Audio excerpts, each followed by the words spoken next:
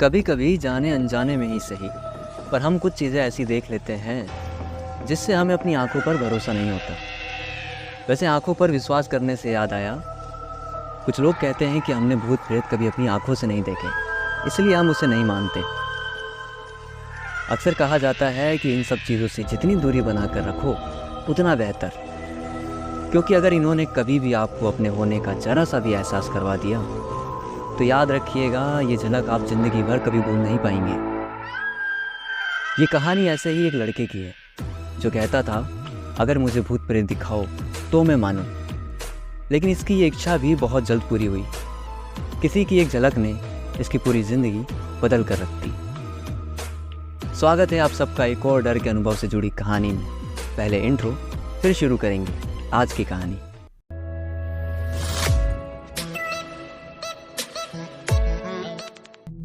ये कहानी है गाजियाबाद से 2009 की, जिसकी कहानी है, उनका नाम राजीव है। राजीव की उम्र उस वक्त 24 साल की थी और उनके मन में एक जिज्ञासा हमेशा से रहती थी कि क्या भूत प्रेत होते हैं। अगर कहीं भी ऐसी कोई चर्चा चल रही होती है तो ये उनमें बहुत दिलचस्पी लेते थे। लेकिन इनका मानना ये था कि ये सब मन का वहम है, ऐसा कुछ नहीं होता। एक बार की बात है कि इनके घर में पड़ोस की एक महिला आई हुई थी और इनके परिवार में उस वक्त भूत प्रेत से संबंधित कोई बात चल रही थी कि तभी वहाँ राजीव पहुँच गया। राजीव ने सारी बात सुनी और ज़ोर ज़ोर से हंसने लगा और कहा कि चाची, ऐसा कुछ नहीं होता, ये सब आपके मन का वहम है, सब बेकार की बातें हैं। उसने एक बार भी ये नहीं सोचा कि मैं किससे क्या बात कर रहा हूँ। वो उम्र में मुझसे बड़ी हैं, कम से कम इस बात की तो इज्जत करनी चाहिए थी। उसने एक बार भी ये नहीं सोचा कि मैं किससे क्या बात कर रहा हूँ। देखो, आप किसी की बात मानो ना मानो, लेकिन उसकी उम्र का एक बार लिहाज करना बहुत ज़रूरी होता है। उसने उनकी बात का पूरी तरीके से मजाक बना दिया। राजीव को डांटते हुए उनकी मम्मी ने कहा, यह क्या तरीका है अपने बड़ों से बात करने का। उस वक्त चाची जी ने राजीव से कहा कि तुम मानो या ना मानो, लेकिन इन सबको लेकर कभी मजाक मत बनाना, क्योंकि अगर कभी ज़रा सी भी उन्होंने खुद की एक झलक भी तुम्हें दिखा दी तो याद रखना, वो अनुभव तुम जिंदगी भर कभी नहीं भूल पाओगे। खैर, ये बात तो बस आई गई में हो गई। राजीव की कुछ ही समय बाद नौकरी लगी और जिस कंपनी में उसकी नौकरी लगी, ये कंपनी उनके घर से करीब 12 किलोमीटर दूर थी। और रास्ता दिन में तो ठीक कह सकते हैं, लेकिन रात में ये रास्ता काफ़ी सुनसान था। राजीव अपनी मोटरसाइकिल से ही आया जाया करता था और राजीव को घर आते आते करीब रात के 9 बज जाया करते थे। ऑफिस में भी राजीव के व्यवहार में कुछ खास बदलाव नहीं आया। वैसे लड़का अच्छा था, खुश मिजाज, सबसे घुल मिलकर रहने वाला, लेकिन आदत बस एक ही खराब थी, किसी भी चीज़ पर बिना मतलब का मजाक बनाना। यह अक्सर ऑफिस में भी सबसे कहा करता था कि अगर कोई मुझे भूत प्रेत दिखाए तो मैं उसे अपने 1 साल की पूरी सैलरी देने को तैयार हूँ। हालांकि इसे लोगों ने भी बहुत समझाया कि यह सही तरीका नहीं है, ऐसे बात करना गलत है, लेकिन राजीव किसी की नहीं सुनता था। एक बार की बात है, एक दिन ऑफिस में पार्टी थी, जिस वजह से घर जाते जाते काफ़ी देर हो गई। रात के करीब 11 बज गए थे इनके ऑफिस से निकलते निकलते। तो जो गार्ड थे उन्होंने इनसे कहा, बेटा काफ़ी देर हो गई है और आप एक काम करो, अपनी मोटरसाइकिल को यहीं रहने दो और आज आप ऑफिस की गाड़ी से ही अपने घर चले जाओ। वैसे रास्ता भी काफ़ी ख़राब है और उस रास्ते के बारे में हमने बहुत सी बातें सुनी है। राजीव की वही पुरानी आदत, उसने कहा, अरे कोई बात नहीं काका, मैं अपनी मोटरसाइकिल से ही चला जाऊँगा और मैं तो चाहता हूँ कि मुझे भूत प्रेत दिखें, मैं तो खुद उनसे मिलना चाहता हूँ। राजीव को कहाँ पता था कि उसकी ये इच्छा बहुत जल्द पूरी होने वाली है। काका ने राजीव से कहा, बेटा देखो, हर चीज़ में मजाक नहीं करते, तुम इन सब चीज़ों को नहीं मानते, कोई बात नहीं, मत मानो, लेकिन तुम्हारे मानने या ना मानने से हकीकत झूठ नहीं हो जाती। ठीक है, तुम्हें ये सब मजाक लग रहा है, कोई बात नहीं, तुम जाओ, पर मैं ऊपर वाले से यही प्रार्थना करूँगा कि तुम इन सब चीज़ों से दूर ही रहो। राजीव ने यहाँ गलत किया। अब आपका अपना जब कोई इतनी बात कह रहा हो तो कम से कम एक बार उसकी बात मान लेनी चाहिए। राजीव अपनी मोटरसाइकिल लेकर अपने घर की ओर निकल गया। थोड़ी ही दूर पर गया होगा कि अचानक उसकी गाड़ी बंद हो गई। पहले तो राजीव ने काफ़ी प्रयास किया अपनी गाड़ी को स्टार्ट करने का, लेकिन जब हर कोशिश नाकाम हुई तो उसने अपनी बाइक को वहीं पास में एक दुकान पर खड़ा कर दिया। गाड़ी को रोड के किनारे खड़ा करके राजीव ने कुछ देर वहीं इंतजार करने का सोचा कि शायद कोई ना कोई टेम्पो या बस तो मिल ही जाएगी। क्योंकि यहाँ से अभी राजीव का घर करीबन 7 किलोमीटर दूर था। इस रास्ते पर रोड लाइट हमेशा जलती रहती थी, फिर आज यहाँ लाइटें बंद क्यों हैं? कहीं ऐसा तो नहीं कि कोई राजीव को खुद तक लाने का रास्ता बना रहा हो। अब होता क्या है कि थोड़ी ही दूरी पर एक छोटी सी बेंच लगी हुई थी। वहाँ एक अघोरी बाबा बैठे थे, और आप सब तो जानते ही हैं कि अघोरी कौन होते हैं और क्या करते हैं। इसने सोचा कि चलो जब तक गाड़ी नहीं मिलती तब तक इनके पास बैठकर थोड़ा टाइम पास किया जाए। ये उनके पास गया और उनके पास जाकर बैठ गया। राजीव ने अघोरी बाबा से कहा, बाबा आजकल आपका धंधा कैसा चल रहा है? लोगों को तो खूब बेवकूफ़ बना रहे हो इन दिनों। कहा था ना, बहुत बुरी आदत थी किसी भी बात को मजाक में लेने की, और इसे तो पता ही नहीं ये किससे और क्या बात कर रहा है। इन्होंने इसकी बात पर ध्यान नहीं दिया। इसने फिर से कहा, क्या रे आप कहाँ रहते हो आजकल? वो शमशान में जाओ, भूत ऊत भगाओ। अघोरी बाबा ने कहा, तुम्हें ये सब मजाक लग रहा है? जाओ बेटा अपना काम करो।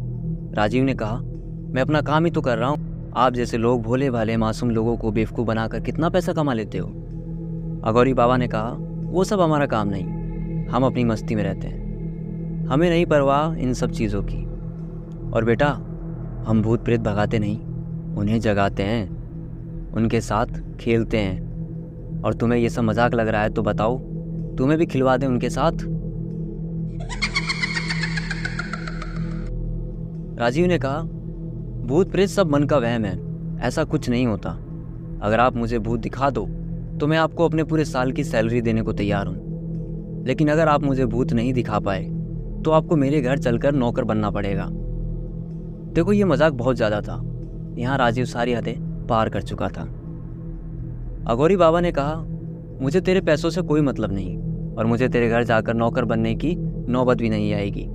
पास ही एक शमशान घाट है, चल मेरे साथ, आज तेरा ये वहम भी दूर कर देता हूँ। राजीव ने कहा, हाँ हाँ चलो चलो, उसी के नाम से तो आप लोगों को डराते हो। बाबा ने कहा, लगता है तू कुछ ज़्यादा ही इच्छुक है भूतों से मिलने का। लगता है तेरी बड़ी तमन्ना है भूतों से मिलने की। अभी तेरे सामने से 2 टेम्पो रुके और निकल गए, तुझे पता चला?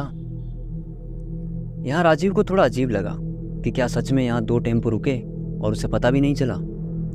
वो उठा और अघोरी बाबा के साथ साथ शमशान घाट की ओर चल दिया। अघोरी बाबा शमशान घाट में पहुंचे और एक चिता थी जो हाल ही में ठंडी हुई थी। मेरा मतलब है कि यहाँ आज किसी को मुक्ति मिली थी। तो अघोरी बाबा उसी के पास जाकर बैठ गए और राजीव को भी अपने पास बैठने को कहा। यहाँ अब राजीव के मन में हल्का हल्का डर आने लगा, क्योंकि आज से पहले ऐसा उसने कभी महसूस नहीं किया था। उन अघोरी बाबा ने राजीव के सामने एक कील जमीन में लगा दी और उससे एक धागा बांधकर राजीव के एक उंगली में बांध दिया और उसे खींचकर टाइट कर दिया, और एक और धागा उसके दूसरे हाथ की उंगली में बांधकर उसे खुला छोड़ दिया। तो राजीव ने कहा कि अरे बाबा, इसे भी तो कील से बांधो, इसे भी तो टाइट करो। तो अघोरी बाबा ने कहा कि मैं यहाँ 5 बतासे रखूँगा और फिर कुछ पढ़ूंगा। इसके बाद यहाँ 5 आत्माएं आएंगी, जिनमें 4 आत्माएं यहाँ तुम्हारे सामने बैठकर बताशा खाएंगी, और एक आत्मा तुम्हारी उंगली के दूसरे वाले धागे को उतना ही टाइट खींच कर रखेगी जितना इस कील से बंधा हुआ है। और उनमें से एक आत्मा बताशा खाकर उठेगी और ये धागा पकड़ेगी, और फिर जिस आत्मा ने पहले धागा पकड़ा हुआ था वो आत्मा उसकी जगह बैठकर अपना बताशा खाएगी। लेकिन तुम्हें कुछ भी हो जाए, इस धागे को तोड़कर भागना नहीं है। ये आत्माएं कुछ नहीं करेंगी, ये बताशा खाकर वापस चली जाएंगी। लेकिन अगर तुम बीच में उठे या भागने की कोशिश की तो याद रखना बहुत गलत हो जाएगा। इसलिए मुझ पर विश्वास रखो, बस तुम इन्हें परेशान मत करना। यहाँ से राजीव के मन में डर था, लेकिन अब वो यहाँ आ चुका था और ये कैसे कहे कि अब उसे डर लग रहा है। बाबा ने अपने थैले से 5 बताशे निकाले और एक एक करके लाइन से रख दिए। राजीव को आंखें बंद करने को कहा और खुद कुछ पढ़ने लगे। करीब 2 से 3 मिनट ही हुए होंगे कि राजीव को महसूस हुआ कि जितना टाइट ये कील वाला धागा है उतना ही टाइट उसकी दूसरी उंगली वाला धागा भी हो चुका है। राजीव ने धीरे धीरे अपनी आंखें खोली और उसने अपने सामने प्रेत को देखा। उसने देखा कि 4 लोग सामने बैठे बताशा खा रहे हैं, जो देखने में बिल्कुल भी साधारण नहीं थे। और एक आत्मा ने राजीव की उंगली से बंधे धागे को थाम रखा है और इस आत्मा का सिर नहीं है। यहाँ से राजीव को ये विश्वास तो हो गया कि जो सामने बैठे हैं ये इंसान नहीं है।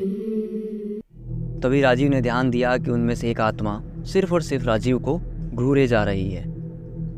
राजीव ने जब उस आत्मा से नजरें मिलाई तो वो और कोई नहीं, राजीव के ही पड़ोस में रहने वाले एक अंकल थे। इन सबको देखकर राजीव के मन में इतना डर बैठा कि वो बिना किसी चीज़ की परवाह किए उठा और वहाँ से भागने लगा। पीछे से वो अघोरी बाबा आवाज़ लगाने लगे कि भागो मत, ये तुम्हें कुछ नहीं करेंगे, ये बताशे खाकर वापस चले जाएंगे, इन्हें परेशान मत करो वरना तुम्हारे साथ बहुत बड़ी समस्या हो जाएगी। लेकिन कहा था ना कि जिस दिन डर लगा वो डर पूरी ज़िंदगी के लिए काफ़ी होगा।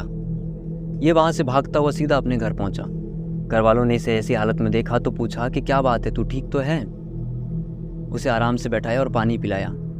फिर पापा को इसने सारी बात बताई। पहले तो घर वालों ने इसे डांटा कि तुझे कितनी बार मना किया है कि इन सब चीज़ों को लेकर मजाक नहीं करते, ये सब सच में होता है। राजीव ने अपने पापा से जिद की कि पापा एक बार आप पड़ोस वाले अंकल से मिल के आओ, उन्हें देख के आओ कि वो ठीक है या नहीं, क्योंकि मैंने उनकी आत्मा देखी है। पापा ने कहा कि सुबह देखेंगे बेटा, अभी रात के 3 बज रही है और इस वक्त किसी के घर जाना सही नहीं। लेकिन राजीव ने जिद की तो पापा को उनके घर जाना पड़ा। पापा गए और पड़ोस का गेट खटखटाया तो अंदर से उनका लड़का बाहर आया। उसने बताया कि पापा की दुकान में आग लग गई, जिस वजह से काफ़ी समस्या हो गई। पापा हॉस्पिटल में भर्ती हैं। अब यहाँ पापा को थोड़ा थोड़ा शक हुआ कि राजीव ने जो भी देखा है वो सब सच हो सकता है। राजीव के डर की वजह से रात को कोई भी सो नहीं पाया। जैसे तैसे सुबह हुई। सुबह पड़ोस से रोने का शोर आया तो सबने जाकर देखा कि क्या बात है। तो पता चला कि जो अंकल हॉस्पिटल में भर्ती थे वो रात ही ख़त्म हो गए। राजीव ने जैसे ही ये सुना उसकी तबीयत बिगड़ गई और उस दिन के बाद से वो हंसता खेलता लड़का एकदम मायूस हो गया। राजीव अपना मानसिक संतुलन खो बैठा। घर वालों ने न जाने कहाँ इलाज करवाया, लेकिन सारी मेहनत बेकार साबित हुई। आज की कहानी में सिर्फ इतना ही। ये कहानी आपको कैसी लगी हमें मैसेज या कमेंट करके ज़रूर बताइएगा। अगर कहानी पसंद आई तो इसे औरों तक शेयर कीजिएगा। आपसे फिर मुलाकात होगी एक बार फिर एक नई कहानी या एक नए किस्से के साथ में। तब तक के लिए बने रहिए जीएस डायरी पे। मेरा नाम है आकाश।